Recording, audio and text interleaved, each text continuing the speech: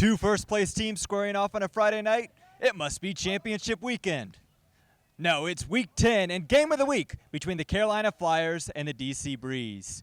Good evening, everybody. Welcome to our nation's capital. I'm Tyler Byram. This is Will Smolinski. Now, Will, these two teams are two sides of the same coin when you think of them offensively. They both are highly efficient on the offensive side, but they go about it in two different ways. DC with the patented dink and doink offense. Carolina, they're made for the big field. They love the huck game. They like to get it down there. But you have another X factor you think might contribute to today's game. Yeah. Pulling down to DC, and now DC with a one-break lead out on offense.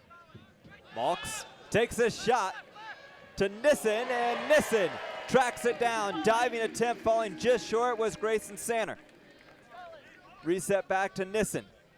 As there are three players triple teaming him, that's not what you want to do near the end zone.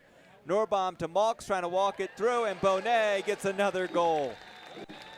I can't believe that throw from Johnny Malks. I mean, talk about a game of inches. Gus Norbaum to Kevin Healy. Healy playing in his 8th game of the season this year. Didn't start the year in a starting O-line role, but with Tyler Monroe missing today, gets a start once again.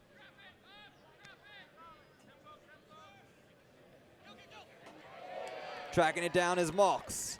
Sprawling to the turf, picks it up away from Weaver. The reset. Not a lot of room, but McDonald comes in. And then to Cole Jurek, and McDonald to Jurek has DC's offense. Player watching, that's one of the ones that like coaches will tell you not to throw, but at this level they expect to complete those, and that's off balance hands. That should have been caught. Merriman trying to find his man. It's Grovic, the closing speed for the goal and the break. I don't know what Merriman was thinking there, but then you saw the afterburners of Grovic tracking it down and getting the goal. By that little, I can't help but think that they just caught a little too much edge going on the downwind side. And then right off the pull, Wilcox sends it deep to Trevor Lynch. Lynch snags it at the last point, trying to give and go against Troy Holland. So much space on the break side. Sanner.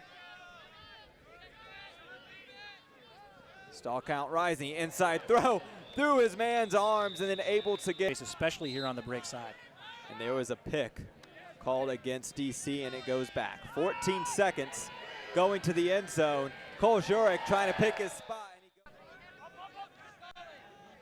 Youngst ahead to Snell. Snell going to Long and Long with the upline. Gets the break for Carolina. They get one back and put the score. Fell down, but Kevin Healy, great heads-up play, went back to retrieve the disc. Wodach on the backhand around.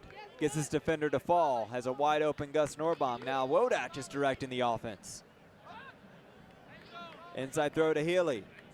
One more to space. Jurek jumps in with a bunny hop, and DC now is up 10-7. Younks gets open on an under on Charlie McCutcheon, and that one through the hands of Laviolette.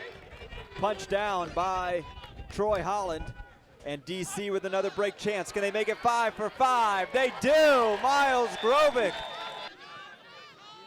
finds the wide open reset in Trevor Lynch, who has crossed over to the O-line. He takes his shot.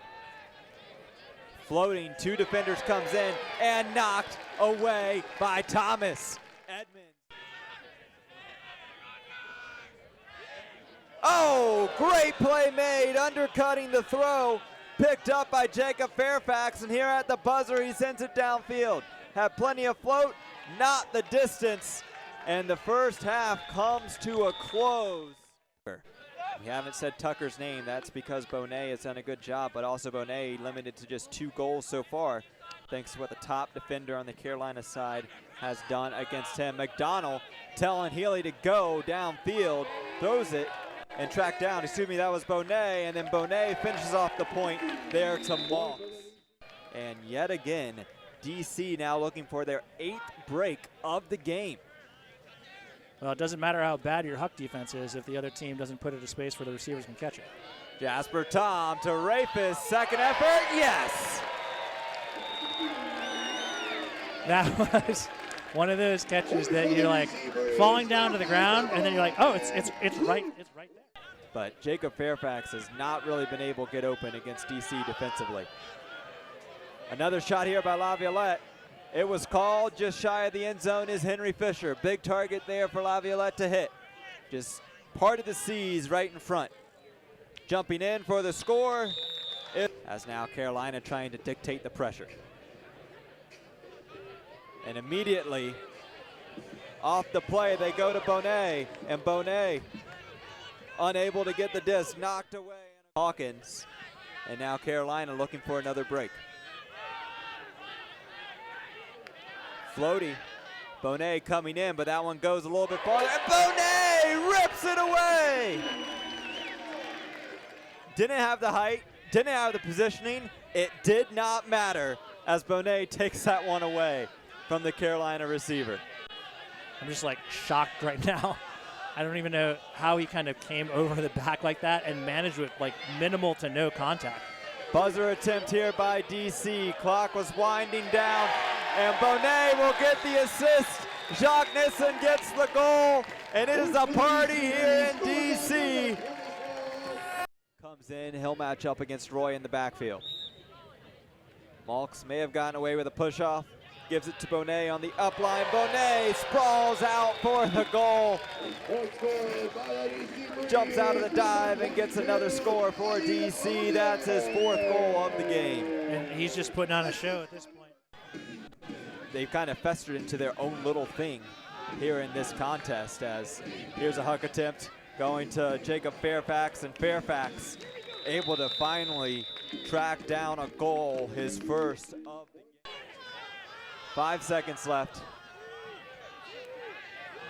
Crowd calling for him to send it, and that is emblematic of the entire game for the Flyers. A drop by William Coffin. It is the 23rd turnover of the game for the Flyers, matching the amount of turnovers they had in their last game.